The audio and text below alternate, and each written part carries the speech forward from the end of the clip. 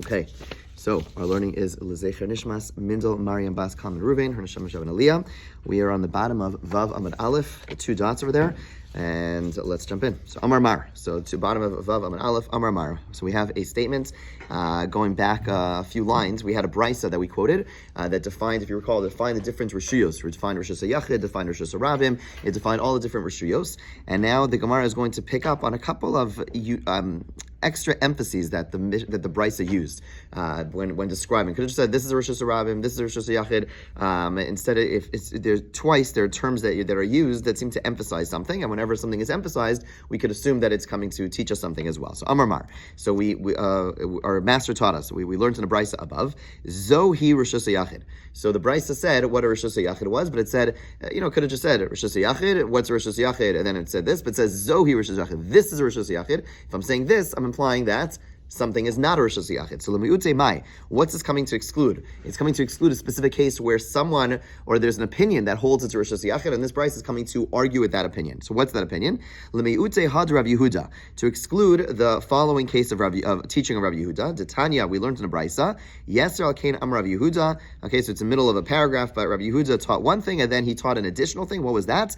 Mi sheyesh lo beis batim mishnei tzidei Rishus HaRabim. If a person has two homes on opposite sides of Rishus HaRabim, so let's say you own two homes, and I don't know, you want to therefore be able to transfer things from home to home, because sometimes you're sleeping here, you're eating there, you want to be able to move things, but there's Rishus HaRabim in the middle. So osa lechi mikan ulechi mikan. So the person should make a lechi. A lechi is a post on one side of the home, and a lechi on the other side of the other home. Okora mikan, or a cross beam, mikan, okora mikan, or a cross beam on both sides. Vinose be'emtza, and then you could carry in the middle. Okay, so let's just pause and understand what's going on over here.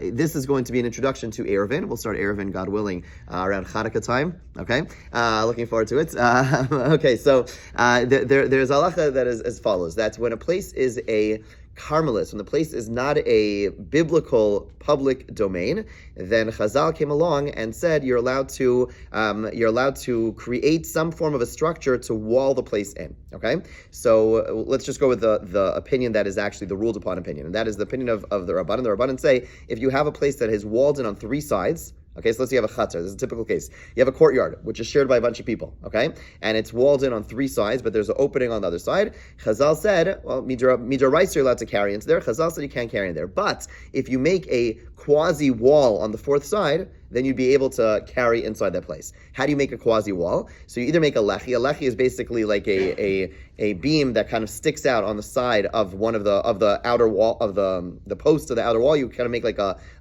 post that sticks out a little bit, and now it's keilu. It's as if it's walled in over there. Alternatively, you take a stick across anywhere above 10 tefachim, under 20 amos, a stick across, and therefore that's also makes it like it's walled in on that side. That's the agreed upon view of the Rabbanan, three walls, if it's walled in on three sides. Rabbi Yehuda clearly is holding that even if you have two walls, you're also allowed to do this. Okay, Rabbi Yehuda says if you have two walls, meaning you have a street, on both sides of the street there are houses, so it's walled in on two sides, it's open on both sides. Rabbi Yehuda says, in that case also I could go ahead and create this fictional wall to block it in, and just by doing so, or fictional walls to block it in. So over here, let's say I have a street over here, houses on each side, right? And I want to carry from here to here, but it's walled in on both sides. Open over here. So I make a lechi over here and a lechi over here, or I make a crossbeam over here, a crossbeam over here, and now I've created a Rishus HaYachid in between. So Rabbi Yehuda says, that's Rishus HaYachid, now I can carry between the houses because I've just created these fictional walls, and that's enough to allow for travel, for carrying, because now it's a Rishus HaYachid. Okay, so that's where we're coming to negate, and that's where the brisa there continues. Amr lo, the Rabbanan said to him, Ein ma'arvin Rishus HaRabim b'kach. You are not able to make an eruv. You're not allowed to close off. In this context, we'll translate it as close off, but you can't make an eruv of Rishus HaRabim in this way. In other words, because the Rabbanan holds you need to have three walls to go ahead and create this fictional wall, whereas Yehuda clearly is holding two walls. Fine. So that's where we're coming to negate. However, the Gemara now continues and asks, "V'mai karule gemura." Why does the Brisa say above? The Brisa above says this is a Rishus Yachid gemura, a complete Rishus Yachid. Could have just said this is a Rishus Yachid. Why is it add the word gemura? So we're going to explain that it's coming to teach an additional thing. What is that? Mahu detema. I would have thought ki pligi Rabbanan alei Rabbi Yehuda de lo haver Rishus Yachid. When the Rabbanan argued with Rabbi Yehuda and said that case of the street with house on both sides, that he said you're going to put these two fictional walls, and they say it's not a Rishus Yachid, hani mili letaltel. That means to carry within it, and they say you're not allowed to carry within it. Aval lizrok, but to throw something into it and to be chayav, module. Perhaps they agree. What is this saying? What this saying is as follows. When the Rabbanan say that no, it doesn't work, are they saying that as a stringency, or do they really hold it? In other words, how would you know? Because let's say someone were to go ahead now and throw something from outside of those lechis or koras, right? You have a long street, and you have this little area, which according to Yehuda is closed in. So let's say I'm standing outside that little area, and I take a ball and I throw it into that area, right? What would Rabbi Yehuda say? Rabbi Yehuda would say you're going to be, maybe the Rabbanan would say in that case that you're actually going to be chayav. Meaning Rabbi Yehuda would certainly say you just threw into a private domain, you're going to be chayav. Maybe the Rabbanan would also agree you're going to be chayav. It's just that they were saying, really, you're chayav. Really, technically, it makes sense to Rishus Yachid. It's just that we don't want you to be carrying there, and therefore we don't let you carry, right? Meaning, in other words, maybe it's just a stringency. But maybe they would really agree that technically, two real walls, and then lechi or korah on either side, that would constitute a Rishus Yachid, and they'd say you're chayav, kamash malan. When they said gemura, they're saying no. There is a full-fledged Rishus Yachid, and what you, Rabbi Yehuda, are talking about, it's not even a Rishus Yachid on any level. Not just as a stringency, but it's not a Rishus Yachid at all. Right? That's what they're coming to. When they said Zohi Rishus Yachid Gemura, they were coming to argue and say you can't carry there, but also to say it's not even considered a Rishus Yachid whatsoever. It's not considered something which is even a Carmelis. It's just part of the Rishus Harabim. You have no way of negating it with these koras and lachis. That's the. I don't understand the Mahud Detema here. What do you mean? So, what if it's a stringency to say it is a Rishus Yachid, not that it's not a Rishus. It goes both ways. Meaning, if something is Rishus Yachid, let me explain. So, if something is Rishus Yachid, on the one hand, that means you could carry there. On the other hand, that means if you throw into it from Rishus Harabim, there'd be chiyuv, right? You'd be chayav. So, with the Rabbanan said you can't carry there. So, were they? It's not a Rishus Yachid. So that's the question. Were they holding that really? Forget everything I said before. Really, they agreed to Rabbi Yehuda, and two walls and koras and lechis would be enough to make it Rishus Yachid. Right? So they be able to carry within it. No, but they still would say, meaning maybe they agree with Rabbi Yehuda Me'ikar Adin and say, technically, koras and lechis on two sides of Rishus Harabim would be sufficient, with two real walls, then two fake walls, two fictional walls on the sides. Maybe that really would be technically okay, but the Ran say it's not a safe idea, and therefore we don't allow you to carry. But really we are holding, though, it really is Rishus Yachid. So where would you see that materialize? When you they would say that l'chumra, but not l'kula. So we're saying, when they say Zohi Rishus Yachid Gemura, they're saying, the examples we gave, that's a real Rishus Yachid. What you're talking about is not a Rishus Yachid at all. Not only l'chumra, not only l'kula, but even l'chumra. We're saying, we hold it's still a full-fledged Rishus Harabim. You haven't done anything to it whatsoever. So that's what they're coming to negate. Okay? Yeah, makes sense? Okay, let's go a little further. 2 dots. Amar Mar. Zohi Rishus Harabim. Okay, so the Brisa earlier also said, it gave examples of Rishus Harabim, and it said, Zohi Rishus Harabim. Again, that same question. Why does it say this?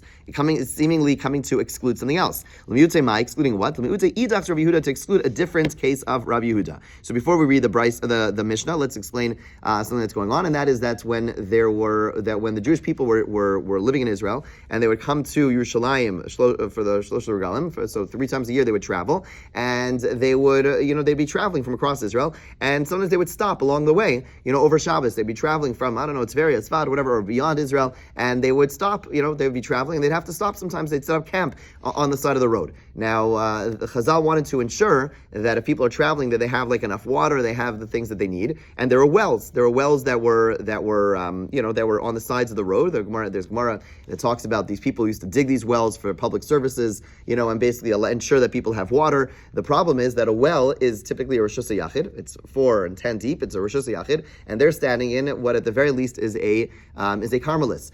It's going to be somewhat of a public domain, or maybe even Rishus Harabim. Bottom line is they would not be able to take from the well to be able to drink on Shabbos, what are they going to do on Shabbos? So because we'll go with it being a Carmelist, the typical case is a Carmelist. So Chazal came along and said we're going to create a kula where we're going to create a more simplified way of making walls around the domain to make it its own rishus. What would they do? They said that although this normally doesn't work, but in this scenario, they said if you build an amma wall and an amma wall like this, basically like an L, right? Amma, and on each on the four corners around the well, you'd be allowed to carry within that area. So therefore, people who were thirsty would go into that enclosed area, right? And they would draw water from the well, drink over there, and they'd be good. So basically, it was a way of enhancing, ensuring that people would be cared for as they go to Eretz Yisrael. There was a lot of enactments made. There were some enactments made to ensure that those people would have somewhat of an easy travel. Okay, so that's what the Gemara says. The Mishnah says that they would make these walls. However, Rabbi Yehuda says the following qualification about this. It's not Rabbi Yehuda Omer. Im haisa derech rishus harabim mifas. Let's say this is if the typical case was that it was like on the side of the road, it was more of like a Carmelist type place. But let's say the Rishus Harabim actually passes right by the water. So it actually goes through, you have these four walls on the corners, and Rishus Harabim, the actual path over the Rabbim goes right through that walled-in area. So Rabbi Yehuda says, Yisal Kenel Tzadin. You can't allow the Rabbim, you can't allow the masses to be going through that. You have to push them off to the side, because if the Rabbim are mamish going through it, then it would invalidate this place as an enclosed area. The Chacham Omrim Eino Tzarech. Chacham say no. Our enactment overrides this to the point that even if people are traveling, even if the Rabbim are mamish traveling through this quote-unquote enclosed area, it doesn't negate it, and a person would be allowed to carry there, because that's the rabbinic enactment that these are considered walls, and there's no issue over here. How could the Rabbanan override or Doraisa is a great question. I think, right, one second. Okay, that's a good question. Okay, I'm not sure offhand. I'll come back to that. But yeah, it's a good question. In other words, right, Rabbi Yehuda is arguing what would seem to make a lot of sense. Rabbi Yehuda would say, okay, Chazal come along and negate something which is Chumra Doraisa. But could we go ahead and negate something which is a full-fledged, I guess one of the, okay, yeah, let me come back to that. I'm not sure offhand. Good question. Well, I mean, you're not necessarily going to be standing in that area. It just passes through. So for instance, like that, the Jewish Rabbim is not going to be the entire area. It's just passing through. But if you're standing in the area that the Rabbim would normally pass by. That's what it says. It says if it goes through. You can stand to the side of it. Right, but the Chumra is saying it doesn't matter. Anywhere you stand in that area, enclosed area, you're still going to be there. So Ezra's asking, okay, so how do the Rabbanan have the ability to do that? I believe something. Well, okay, fine. I'll try to come back to that and. Yeah, we'll come back to that, God willing, tomorrow. Okay, so the Gemara now asks, wait a second. Okay, so now we know what we're coming to negate. But Vamai Karle Gemura, again, that same question. And when it came to Rosh Hashanah, it said, Zohi Rosh Hashanah Gemura. It's complete Rosh Hashanah. So the Gemara says, really, it's not coming to teach us anything. But I did Tana Reisha Gemura, Tananami Seifa Gemura. So the Gemara says, once we said Gemura in the Reisha, where it was coming to teach us something, there is a certain consistency that's needed. Again, keep in mind the context being that Mishnayos and Braisos are taught with mnemonics, with memory in mind. And therefore, sometimes you have that where there's a term that's used in the Reisha coming to teach us something, you'll have the same term because you want things to be parallel, because that allows it to be kind of like, it flows, and therefore people remember it. Okay? Nagmar asks one last question before we get to the two dots. V'lechshav nami midbar. Why in the Braisa does it only, when it gives examples of Rosh Hashanah, it doesn't mention desert? V'dahatanya, because we have another Braisa which does mention desert. Ezo hi Rosh Hashanah. What is a Rosh Hashanah? Sratia uplatia gedola umuvos mefalashim. So far so good. That's all identical to our Braisa above. Veha midbar, and it adds midbar as one of the examples of a public domain. So Amar Abaya lo kasha. No, there's no question. Kan, here in one Braisa, in the Braisa that does mention Midbar, Bizman Yisrael Shruim Midbar, it's when the Jewish people were in the desert. Okay, Kan Bizman Hazeh, here it is nowadays. So what does that mean in the time that the Jewish people were in the desert, when they weren't in the desert? So Rashi just says that, when they were in the desert, then clearly it's a place of the Rabbim because they were using it. But nowadays, typically deserts are not a place of the Rabbim. Deserts, you have an image of a desert, one camel walking through the Arabian, whatever deserts. It's not like a place of the Rabbim. And that's one way of understanding understanding that just while the Jewish people were in the deserts, then it had the status of the deserts. Tosfos does point out over here, we can just look at its very small Tosfos. Kam Bizman Yisrael Shurim B'Midbar, you see that? Mash Maktas, it implies somewhat, the Ein Rosh Hashanah, Ellen came Mitsuyin Sham Shishim Ribo, Kimo B'Midbar. You could infer from here this principle that why was it considered Rosh Hashanah? Not because people were traveling there, but because specifically the Jewish people, i.e., 600,000, people were traveling in that time through that place, and therefore all Rosh Hashanah, maybe we have a general principle, Tosfos is saying, that Rosh Hashanah is only going to be when 600,000 people are traveling there. That that Tosfos opens up the door to a major discussion about what exactly is considered Rosh Hashanah. Do you need 600,000 people to be traveling there? Or is it just a general place where a lot of people are there? And even if you say 600,000 people are traveling there, what does it mean traveling there? Okay, so there's like a trillion questions and different opinions that are discussed around this. For example, some say, do you need 600,000 people on the actual street, on the derech? Or does it mean there's 600,000 people in that city? Right? Huge nafkamina, right? Is it 600,000, right? Because in the Midbar, were they all on the public domain, in the public thoroughfare, or were they in their tents? No, right? So which one is it? And do people passing through count? Like, let's say it's people in the city. Let's say it's people then who, a lot of people visit that city, right? Do they count? Do they have to be 600,000 people on that street at one moment? Or like that if you take a snapshot, there'll be 600,000 people there, or over the course of, let's say, a 24-hour period, 600,000 people are going to be there, okay? Do people who are just zipping through in cars, trains, do they count? Okay, so this is a major question. Probably the most infamous nafkamina of this is New York City. Ramosha, sorry? Ocean Parkway, right? Okay, different place in New York. So Ramosha famously ruled that based on a whole bunch of math of how the Jewish people encamped in the desert and how many people were really there, it wasn't just 600,000 men above 20, right? But there are many more people. So basically, without getting into all the details, but he concludes if there are 3 million people in an area of 144 square feet, then that is Rosh Hashanah. Okay, the assumption is then 600,000 people are going to be on a main road at that time, and therefore Ramosha, famous or infamously, ruled that you can't make an Eruv in let's say in Manhattan due to the traffic that goes through, and not to the traffic that goes through, but due to the amount of people living in that city. Most major cities, New York City's tremendous. Most major cities don't have that same issue, but this whole 600,000 question plays a role in different things. For example, another relevant example would be like all highways, where there's going to be travel, let's say on that highway over the course of a day of 600,000 people. So many cities, for example, over here,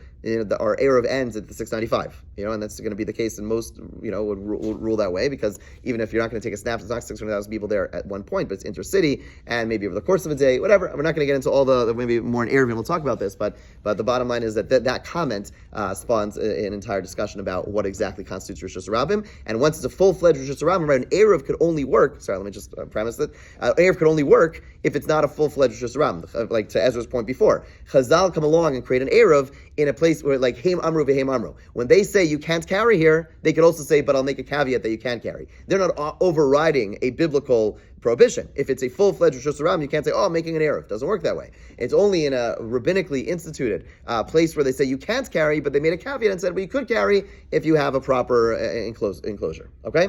Fine. Yeah. This is not to say that it's permissible to carry in a desert, right? It just wasn't. No, it's not Rosh Hashanah. It's still going to be. It wasn't included because it wasn't.